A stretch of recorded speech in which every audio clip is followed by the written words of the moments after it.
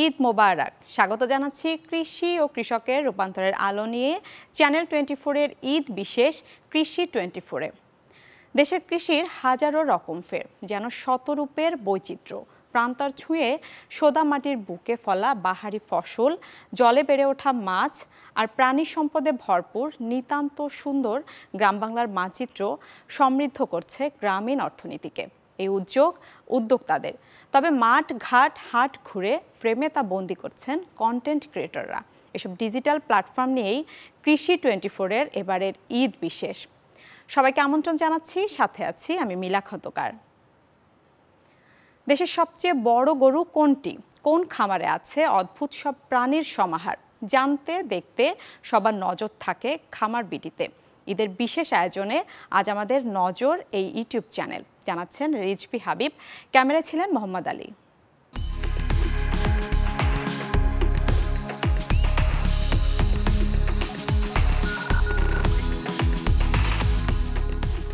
কখনো হাটে, কখনো খামারে, দেশ জুড়ে প্রাণী সম্পদের বিশাল সমাহারেই তার ভিডিওর কন্টেন্ট। চালান ইউটিউব চ্যানেল খামার বিডি। কয়েকদিন আগেই যার অনুসারীর সংখ্যা ঠেকেছে 10 লাখে। পশুপালনকারীদের উপজীব্য করে এগিয়ে চলার কারিগর নরসিংদীর শামীম আহমেদ। যথারীতি কোরবানির ব্যস্ত সময়ে গাবতলীর হাটে তাকে পাওয়া গেল প্রান্তিক খামারি আর তাদের গরুর খবরাখবর জানাতে।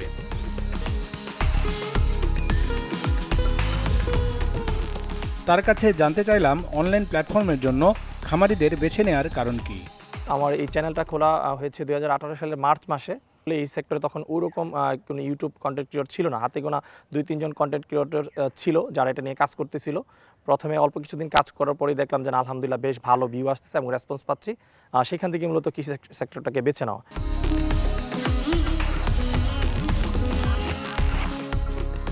সামাজিকভাবে একজন ইউটিউবারের সম্বন্ধে মানুষের দৃষ্টিভঙ্গি পাল্টাচ্ছে বলে জানান তিনি। আমি প্রথমে চাকরি করতাম ইউটিউব শুরু করার আগে। যখন আমার মাস্টার্স পরীক্ষা শুরু হয় আমি চাকরিটা বাদ দিয়ে দিই, যে পরবর্তীতে অন্য একটা চাকরিতে জয়েন করার কথা ছিল, বাট পরবর্তীতে সেই চাকরিটা আমার হয়নি।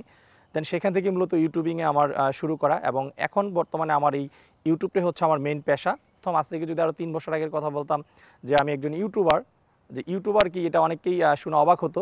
মজার একটা ঘটনা শেয়ার করি। আমার যে উস্তাদ, আমার যে বন্ধু, যার কাছ থেকে আমি ইউটিউব শিখছি, সে যখন বিয়ে করতে যায় সে কিন্তু বেশ ভোগান্তির শিকার হয়েছে এই বিয়ে করতে গিয়ে। জামাই কী করে? জামাই ইউটিউবার। তো তারা ইউটিউব জিনিসটা বুঝে না।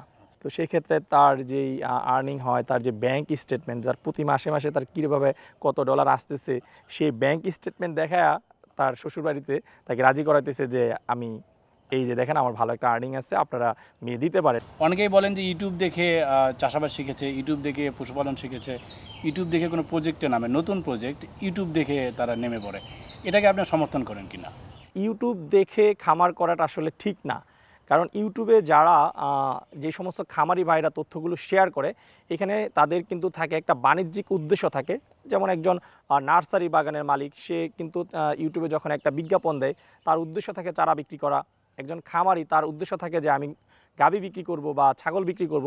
সেই ক্ষেত্রে কিন্তু সে কখনোই তার লসের বিষয়টা ইউটিউবে তুলে ধরবে না। সে যদি লাভের বিষয়টা তুলে ধরে তাহলেই কিন্তু আরেকজন দেখে প্রলুব্ধ হয়ে সে এখানে ইনভেস্ট করবে। তো সেই জন্য আমি বলবো যে আপনারা ইউটিউব দেখে বড় ধরনের কোনো ইনভেস্টমেন্ট করবেন না। এবং ইউটিউবে দেখা যায়, ইউটিউব খুললে আমরা দেখি যে একটি গাভী দিয়ে সে আজকে কোটি কোটি টাকার মালিক। এই ধরনের ইউটিউবে আমরা অহরহ ভিডিও দেখি। আসলে এটা আদৌ পসিবল না। অনেকে প্রবাসে থেকে ইনভেস্টমেন্ট করেন, দেখা যায় ছোটো ভাইকে দিয়ে করায় বা বাবাকে দিয়ে করায়, শ্বশুরকে দিয়ে করায়, এবং সেই ক্ষেত্রে কিন্তু সবচেয়ে বেশি ক্ষতির সম্মুখীন হচ্ছে এই প্রবাসী ভাইয়েরা। সো আমি সবাইকে অনুরোধ করবো যে আপনার ইউটিউব দেখে কখনো ইনভেস্ট করবেন না, এবং ধারণা নিয়ে আপনারা প্রথমে ছোট্ট পরিসরে শুরু করবেন, এবং যেই জিনিসটা নিয়ে কাজ করবেন সেটা সম্পর্কে পর্যাপ্ত জেনে বুঝে আপনারা খামারটা শুরু করবেন, তাহলেই সফলতা পাবেন। যেটা উপকারী বা খামারিদের কাজে লাগবে এরকম কিছু, নাকি চটকদার ভাইরাল বা ভিউ হবে এরকম দিকে আপনাদের নজরটা বেশি থাকে? যেখানে আমি কন্টেন্ট করি না কেন, তার কাছ থেকে যে সত্য তথ্যটা সেটা বের করার জন্য, এবং আমি সেই অনুযায়ী আমার টাইটেলগুলো, থাম্বনেলগুলো দেওয়ার চেষ্টা করি। কখনোই আমি ইচ্ছাকৃতভাবে যে একটু আপনি বাড়িয়ে বলেন, অনেকেই আছে যে কোটি কোটি টাকার গল্প, আপনি যদি দেখেন আমার চ্যানেলে কিন্তু ওইরকম কোটি টাকার গল্প পাবেন না। বাট ওভারঅল কিন্তু আমি তাদেরকে কখনোই বলি না যে আপনারা যা যদি কোটিপতি সে বলেও তারপরে বলি যে ভাই একটু কমিয়ে বলেন, কারণ আপনাদের এই কোটিপতিগুলো দেখে কিন্তু তারা খামার করতে উদ্বুদ্ধ হয় এবং অনেকে কিন্তু দিন শেষে লস হয় বিভিন্ন কারণে, তাদের পরিকল্পনার অভাব বা বিভিন্ন ম্যানেজমেন্টের কারণে কিন্তু তারা ওভারঅল লাখ লাখ টাকা ক্ষতিগ্রস্ত হচ্ছে, এবং যারা লাভবান হচ্ছে সেই লাভবান হওয়ার খামারের সংখ্যাটা কিন্তু খুবই সীমিত। দেখা যাচ্ছে যে আপনি কন্টেন্ট বানাতে গিয়েছেন, গিয়ে দেখলেন যে আসলে যেরকম ভেবে গিয়েছেন সেরকম না আর কি, কিন্তু দেখা যাচ্ছে খাতিরে বা ভিডিও বানানোর প্রয়োজনে বাড়িয়ে চড়িয়ে বানানো দরকার পড়তেছে, সেই ক্ষেত্রে কি আপনারা বানান নাকি সেই জায়গা থেকে সরে আসেন? আমি যখন কন্টেন্ট তৈরি করতে যাই, যখন আমাদের সাথে কন্ট্যাক্ট করা হয়, তখন অবশ্যই তার কিসের খামার, তার গরু কতগুলো আছে বা ছাগল কতগুলো আছে, মুরগি কতগুলো আছে, সেই বিষয়ে তার সাথে বিস্তারিত কথা বলে এবং বিস্তারিত কথা বলেই তার খামারে যাই, এবং কিভাবে ভিডিওটা আমরা করব সেটা আমরা ওই ফোনেই তার সাথে আগে কথা বলা থাকে এবং সেই অনুযায়ী করি। এখন খামারে যাওয়ার পরে যদি সে আমার সাথে বলে যে না ভাইয়া আমাকে এভাবে করে দেন ওইভাবে করে দেন, সেক্ষেত্রে আমি ওই ধরনের কাজ করি না। ইভেন এরকম দু একটা হয়েছে যে খামারে গিয়েছি, তার সাথে আমার মতামত মিলেনি, যে সে এইভাবে চাচ্ছে বা মিথ্যা তথ্য সে শেয়ার করতে চাচ্ছে, সেক্ষেত্রে আমি চলেও আসছি। প্রান্তিক খামারিদের কথা ভেবে ভবিষ্যৎ পরিকল্পনাও আছে প্রাণী সম্পদ নিয়েই। কৃষি নিয়ে আমার প্ল্যান হচ্ছে যে আমার শেষ জীবনে একটা প্ল্যান, আল্লাহ যদি আমাকে হায়াত দেন তাহলে আমি গ্রামে হাঁস, মুরগি, গরু, ছাগল এগুলো খামার করব, এবং সেই খামার করে আমি কি সমস্যা হয় সেই সমস্যাগুলো আমার চ্যানেলের মাধ্যমে আমার দর্শকদের মাঝে তুলে ধরার আমার পরিকল্পনা রয়েছে, এবং সত্যিকার অর্থে যে মুরগির খামারে কেমন লাভ, হাঁসের খামারে কেমন লাভ, বা গরু পালন বা ছাগল পালনে কেমন লাভ হয় সেই লাভটা তাদের মাধ্যমে তুলে ধরবো, যাতে আমার এই ভিডিওগুলো দেখে যারা কৃষিতে ইনভেস্ট করতে চায় তারা যেন সঠিক তথ্যটা পেয়ে তারা যেন ইনভেস্ট করতে পারে।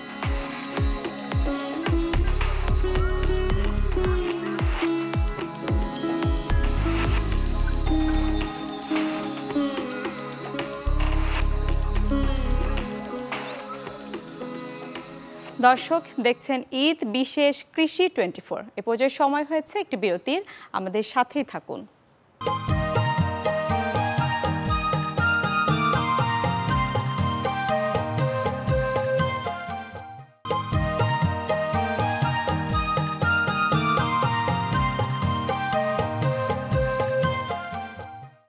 আবার আমন্ত্রণ ঈদ বিশেষ কৃষি 24-এ, সাথে আছি আমি মিলা খন্দকার। ইউটিউব প্ল্যাটফর্ম সাফল্য কথা, সুযোগ পেলেই ছুটে চলে সাফল্য প্রচারে। তবে এখানে বরাবরই প্রাধান্য পায় কৃষক আর খামারির সাফল্য বার্তা। বিরতির পরে সাফল্য কথার সাফল্য জানাচ্ছেন ফখরুল শাহিন।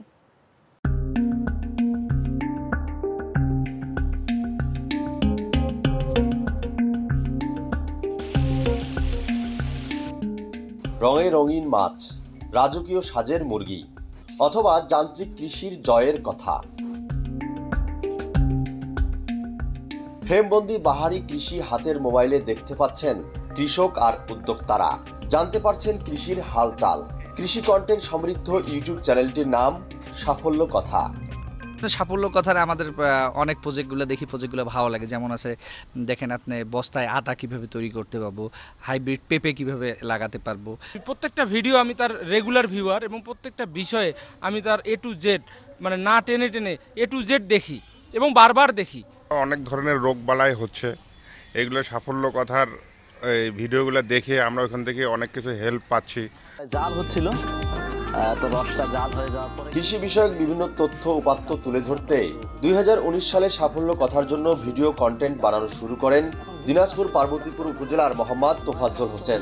140 টাকা কেজি, 140 টাকা কেজি। এতে সাড়া পান বেশ, লক্ষ লক্ষ দর্শক তার ভিডিও দেখে অনুপ্রাণিত হন, সাথে মন্তব্য করে জানান। তাই কৃষির সাথে সংযুক্ত সব বিষয় নিয়ে সাজান তার ইউটিউব চ্যানেল। একটু একটু করে এই 5 বছরের পথ চলায় সাফল্য কথা ইউটিউব চ্যানেলের সদস্য প্রায় 7 লাখ। তোফাজ্জল হোসেনের সাথে কথা বলে জানা গেল তিনি একজন কৃষির ছাত্র, তাই এই বিষয়কেই বেছে নিয়েছেন তার ক্যামেরার সঙ্গী করে। আমার যেহেতু পড়াশোনা কৃষি রিলেটেড, তো যার কারণে আমার লক্ষ্য উদ্দেশ্য ছিল যে পড়াশোনা শেষ করে কৃষিতে কিছু করব, এবং সেটা যদি ডিজিটাল প্ল্যাটফর্মের মাধ্যমে হয় সেটি খুব দ্রুত কৃষকদের মাঝে ছড়িয়ে যাবে। সেই ইচ্ছা স্বপ্ন থেকে আসলে এর যাত্রা শুরু। আমরা 2019 সালের দিকে সাফল্য কথা নামে এই কৃষি চ্যানেলটি শুরু করি। সেই সময় মাঠে মাঠে ঘুরে কৃষকদের তথ্য উপাত্তগুলো তুলে ধরে অন্য কৃষকদেরকে উদ্বুদ্ধ করার চেষ্টা করি। এর পাশাপাশি কৃষিতে কিছু যে নতুন প্রযুক্তি প্রতিনিয়ত আসতেছে, আমাদের দেশ এখন সামনের দিকে দ্রুত এগিয়ে যাচ্ছে। তো এখানে যে প্রযুক্তিগত যে বিষয়গুলো রয়েছে সেগুলো আমরা যারা দীর্ঘদিন কৃষি চাষাবাদ করে আসতেছে তাদেরকে আমরা জানানোর চেষ্টা করছি। যেহেতু আমি মাঠে ঘোরাফেরা করতাম, তো সেই সময়টাতে রবি মৌসুম ছিল, ওই সময় আলু চাষ হচ্ছিল। তো আমরা আলু চাষটা দিয়েই প্রতিবেদন শুরু করি এবং পর্যায়ক্রমে কৃষির সাথে সংযুক্ত যেগুলো বিষয় রয়েছে সেটা আমরা সংযুক্ত করতে থাকি এবং দিন দিন আলহামদুলিল্লাহ দ্রুত আমরা দর্শকদের কাছে সাড়া পাই এবং দ্রুত আমাদের সাবস্ক্রাইব বেড়ে যায়। এতে করে আমরা আরও উৎসাহ পাই। পাশাপাশি কৃষকদের রোগবালাই প্রতিরোধে নানান পরামর্শ দিয়ে ভিডিও কন্টেন্ট বানান তিনি। প্রতিনিয়ত আমার কাছে ওই হোয়াটসঅ্যাপ, ইমো, ফেসবুক মেসেঞ্জারে অসংখ্য কৃষকরা তাদের ফসলের রোগ লাগলে সেটা গাছ পাঠায় দিচ্ছে, গাছের ছবি বা যেখানে রোগ আক্রান্ত হয়েছে সেই ছবি পাঠায় দিচ্ছে এবং সেটা শনাক্ত করে আমি কিন্তু তাদের তাৎক্ষণিক পরামর্শ দেওয়ার চেষ্টা করতেছি। এবং এটি এমন না যে হচ্ছে আমার কোনো এখানে আত্মকেন্দ্রিক স্বার্থ রয়েছে, মানে নির্দ্বিধায় যার যে স্থান থেকে যার যে সাপোর্টটা প্রয়োজন আমি সেটা দেওয়ার চেষ্টা করতেছি। এবং আমরা সচরাচর চেষ্টা করি যে জৈবিকভাবে কিভাবে এই দমন ব্যবস্থাগুলো গ্রহণ করা যায়, এই ধরনের প্রযুক্তিগুলো আমরা চাষিদের মাঝে দিয়ে দিচ্ছি। ডিজিটাল কন্টেন্ট ক্রিয়েট করে কিভাবে আয় করা সম্ভব, কিভাবে ইউটিউবে ভিডিও আপলোড করে আয় করা যায়, ফেসবুকে ভিডিও আপলোড করে আয় করা যায়, এটা অনেকে শুনি যে অনেকে আয় করে। অনলাইনে কিন্তু আমরা অনেকে অ্যাড ভিডিও দেখে থাকি। তো আমার চিন্তা ছিল যে আমিও একটা সময় এইভাবে অনলাইন থেকে আয় করব। সেই জায়গা থেকে এটা যখন আমরা শুরু করি তখন দেখলাম যে আয় তো হচ্ছেই, পাশাপাশি আমি যে মাঠে যাচ্ছি কৃষকদের কাছেও আমার একটা সম্মান বা ভ্যালু তৈরি হয়েছে। তো কেউ যদি এই ধরনের ডিজিটাল কন্টেন্ট তৈরি করে নিজের কর্মসংস্থান তৈরি করতে চায় পারবে, তবে এখানে ধৈর্য থাকতে হবে। চাকরি করলে হয়তো একটা নির্দিষ্ট বেতন পাবো, এই বেতন দিয়ে হয়তো চলতে পারবো, কিন্তু আমি যে এই কাজটা করতেছি এতে আমার সাথে আরও 2-4 জন করে খাচ্ছে, আমি আর্থিকভাবে আমিও লাভবান হচ্ছি। বলেন শুরু থেকে এখন পর্যন্ত অনেক কিছু পরিবর্তন হলেও তাদের লক্ষ্য আর উদ্দেশ্যে কোনো পরিবর্তন আসেনি। আমরা চাই যে আমাদের দেশের কৃষিটা কিভাবে ডেভেলপ করা যায়, কিভাবে কৃষকদেরকে উন্নত করা যায়, কিভাবে প্রযুক্তিগুলো কৃষকদের মাঝে ছড়িয়ে দেওয়া যায়, সেই জায়গা থেকে আমরা এই যাত্রা শুরু করি। আপনি বলছেন যে ভিউয়ার্স খুবই কম, আসলে শুরুর দিকে যখন কন্টেন্ট ক্রিয়েট করি খুবই ভিউয়ার্স কম এবং আমাদেরকে আপনি যেমন টিভি চ্যানেল যদি কোথাও যায় তাদেরকে কিন্তু মানুষ অ্যাকসেপ্ট করে, কিন্তু আমাদের চ্যালেঞ্জটা হচ্ছে আমরা যখন মাঠে যাই একজন ইউটিউবার বা ফেসবুকে আমি ভিডিও আপলোড করবো, আমাদেরকে কিন্তু সেভাবে বুঝতো না। সেই দৃষ্টিভঙ্গিটা পরিবর্তন করে আমরা হচ্ছে ওই কৃষকদেরকে যে বোঝে না সেই না বোঝা কৃষকটাকে বুঝিয়ে তার সফলতার গল্পটাকে তুলে ধরে আরেকজন বেকার যুবক বা যারা কৃষি চাষাবাদ করতেছে তাদেরকে উদ্বুদ্ধ করে যাচ্ছি। আমাদের এখানে সার্থকতা হচ্ছে যে আমাদের এই কাজের মাধ্যমে আরেকজন বেকার যুবক উপকৃত হচ্ছে, আরেকজন কৃষক উপকৃত হচ্ছে, এটাই আমরা সম্মানিত বোধ করি, আনন্দ পাই। এভাবে আমরা কাজ করে যাচ্ছি। এখানে আসলে ভিউয়ার্স কম বা অর্থের পরিমাণটা কম এটা আমরা আসলে বড় ফ্যাক্ট না। ফ্যাক্ট হচ্ছে আমরা দেশের জন্য কিছু করতে চাই, আর ব্যক্তিগতভাবে এই কাজটা আমাকে খুবই ভালো লাগে।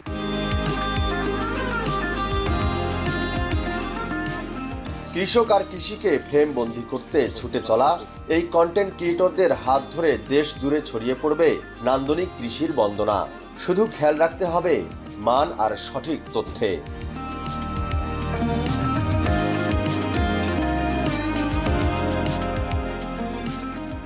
দর্শক আজ এ পর্যন্তই। দেখা হবে আগামীকাল ঠিক বিকেল 4:30টায় চ্যানেল 24-এর ঈদ বিশেষ কৃষি 24-এ।